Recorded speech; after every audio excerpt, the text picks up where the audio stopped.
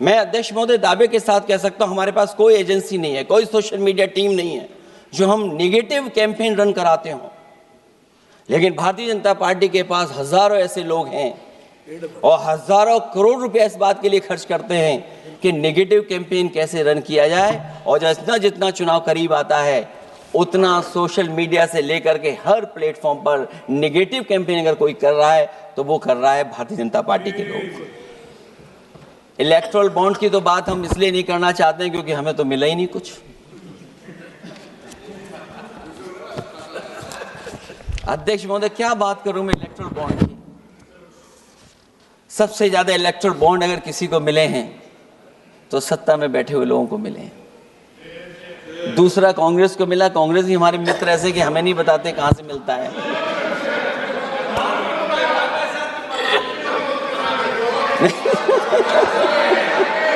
अध्यक्ष महोदय, सबसे ज्यादा चुनावी खर्चा इनके पास, दूसरा खर्चा इनके पास। हम लोगों का भी तो कोई ख्याल रखे अध्यक्ष महोदय, वो आप बता देना। तो ये जो इलेक्ट्रॉन बॉन्ड वाला जो खेल है अध्यक्ष महोदय, ये तो दिखाई देने वाला खेल है। उसमें सोचिए कहां हम लोग टिकेंगे, कहां रीजनल पार्टीज टिकेंगी। इसलिए अगर ये तरीका चुनाव होगा, खर्चा कैसे कम हो, इस पे भी इलेक्शन कमीशन को सोचना चाहिए कि ये खर्चा कैसे कम किया जाए। जहां तक एसआईआर की बात है, जो एसआईआर यूपी में चल रही है, अभी तक 10 लोगों की जान जा चुकी है। बीएलओ जो गांव-गांव जाने की और गली-गली जाने के लिए जिनको काम मिला है, उसमें लगभग 10 लोगों की जान जा चुकी है। 9 लोगों की हमारे पास सूची है। मुरादाबाद में बीएलओ सर्वेश सिंह ने फांसी लगा ली। उन पर काम का बोझ था। 29 नवंबर में बिजनौर में बीएलओ शोभा रानी को हार्ट अटैक हो गया। 29 नवंबर देवरिया लेखपाल आशीष कुमार ड्यूटी के दौरान तबीयत बिगड़ी और फिर उनके बाद मृत्यु हो गई। फतेहपुर में लेखपाल सुधीर कुमार ने शादी के एक दिन पहले फांसी लगा ली। और इस परिवार से तो मैं खुद मिला था जाकर के। अध्यक्ष महोदय, जब परिवार के लोगों से बातचीत हुई तो उन्हें ये बताया उन्होंने कि इतना काम का बोझ था उनके ऊपर, अधिकारी इतना दबाव बना रहे थे कि वो क्या करते। और जो इलेक्शन कमीशन ने अध्यक्ष महोदय कहा कि हम ट्रेनिंग देंगे बीएलओ को, मैं ये दावा कर सकता हूं कि उत्तर प्रदेश के बहुत कम बीएलओ को ट्रेनिंग मिली होगी। और यहां मैं कह सकता हूं कि एक भी बीएलओ को ट्रेनिंग नहीं दी गई जो देनी चाहिए थी। और जो बीएलओ लगाए गए हैं उनका पूरा परिवार लगा हुआ है कि कैसे भी अपने बीएलओ जो परिवार के सदस्य हैं उनकी मदद पहुंचाएं। महिला है वो फॉर्म नहीं भर सकती, कई बार उसके परिवार के सदस्य लगे हुए हैं कि कैसे फॉर्म भरवाएं हम उनका। तो 9 लोगों की जान गई है। हमने अपनी पार्टी की तरफ से तो 2 लाख रुपए की मदद की है।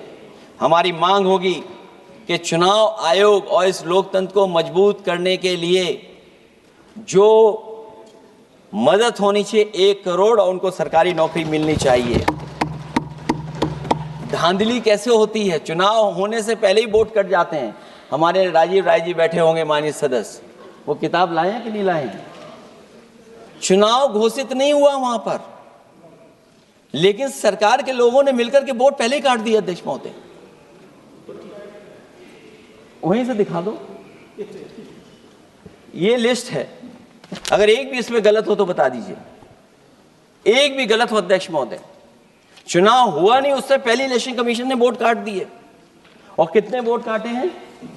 15,000 वोट काटे हैं।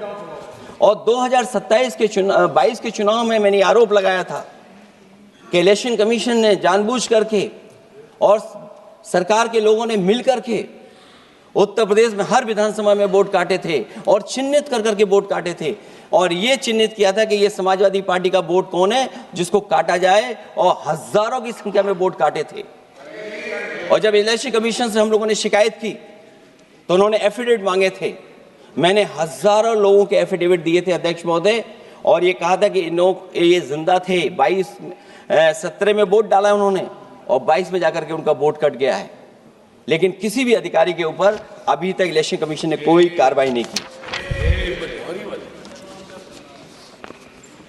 इसलिए सुधार की ये प्रक्रिया चुनाव आयोग से ही शुरू होनी चाहिए।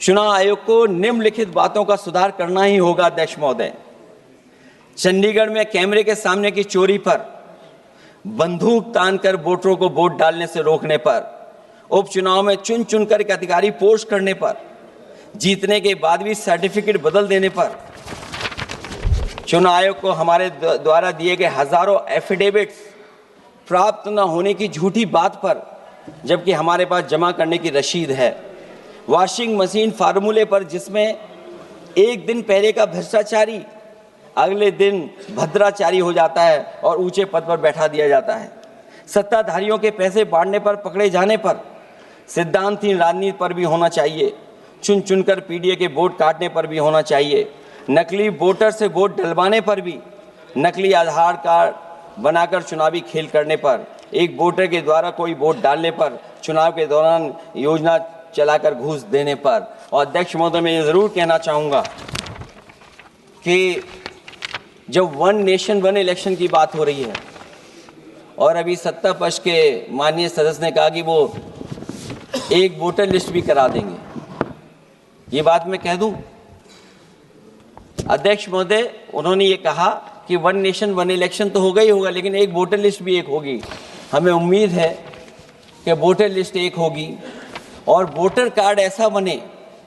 अभी तक तो हम आधार कार्ड के लिए मांग करते थे। देश के प्रधानमंत्री जी कहते हैं कि हम तो कई समस्याओं का समाधान कर चुके हैं, सेल्फ एफिडेविट, सेल्फ अटेस्टेड अगर आप दे देंगे डेट ऑफ बर्थ तो हम स्वीकार कर लेंगे। लेकिन अब सुनने में आ रहा है यूपी में आधार ही को स्वीकार मान ही नहीं रहे हैं उसको। आधार जैसा कार्ड जिसमें सब कुछ डॉक्यूमेंटेड है, आपके फिंगर्स हैं, आपकी आई है, आपका पूरा डिटेल है, उसके बाद भी आप आधार को नहीं मान रहे। इसका मतलब ये एसआईआर नहीं है, ये अंदर ही अंदर एनआरसी वाला काम कर रहे हैं। क्योंकि हमने उत्तर प्रदेश में सुना है कि वहाँ के मुख्यमंत्री जी कह रहे हैं कि हम डिटेंशन सेंटर बना रहे हैं। वही एसआईआर में जिसका नाम नहीं उसके लिए डिटेंशन सेंटर की जरूरत है। इसका मतलब अध्यक्ष महोदय, जो काम ये खुल के नहीं कर सकते थे एनआरसी, वो काम ये एसआईआर के बहाने कर रहे हैं। तभी ये कभी कभी कहते हैं घुसपैठियां हैं और डिटेंशन सेंटर बन रहे हैं।